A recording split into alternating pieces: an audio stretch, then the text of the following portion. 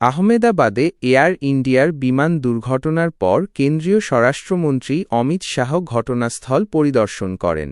এটি ছিল একটি মর্মান্তিক ঘটনা, যেখানে লন্ডনগামী Air India flight AI-171 take অফের কিছুক্ষণ পরই মেঘানীনগরের বিজে মেডিকেল কলেজের ইউজি হোস্টেলের মেসের ছাদে ভেঙে পড়ে।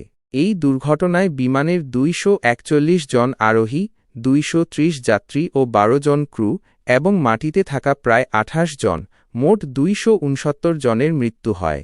একমাত্র একজন যাত্রী, বিশ্বকুমার রমেশ, অলৌকিকভাবে বেঁচে যান। স্বরাষ্ট্রমন্ত্রী অমিত শাহ দ্রুত ঘটনাস্থলে পৌঁছান এবং পরিস্থিতি পর্যবেক্ষণ করেন।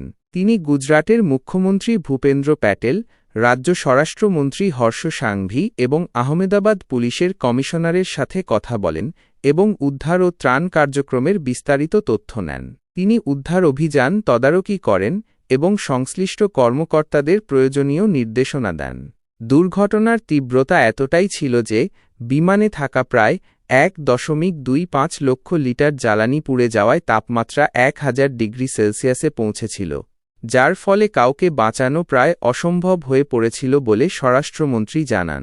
তিনি উল্লেখ করেন যে দুর্ঘটনার 10 মিনিটের মধ্যেই প্রধানমন্ত্রী নরেন্দ্র মোদীকে অবহিত করা হয়েছিল এবং কেন্দ্র ও রাজ্য সরকারের কর্মীরা যৌথভাবে উদ্ধার ও ত্রাণ কার্যক্রমে ঝাঁপিয়ে পড়েছিলেন।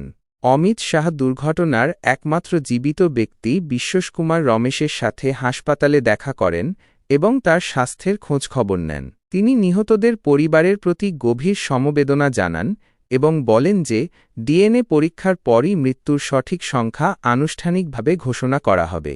এই মর্মান্তিক ঘটনায় নিহতদের পরিবারের প্রতি কেন্দ্র সরকার সব রকম সহায়তা করবে বলেও তিনি আশ্বাস দেন। এই দুর্ঘটনার কারণ অনুসন্ধানের জন্য aircraft accident investigation bureau (AAIB) দ্বারা একটি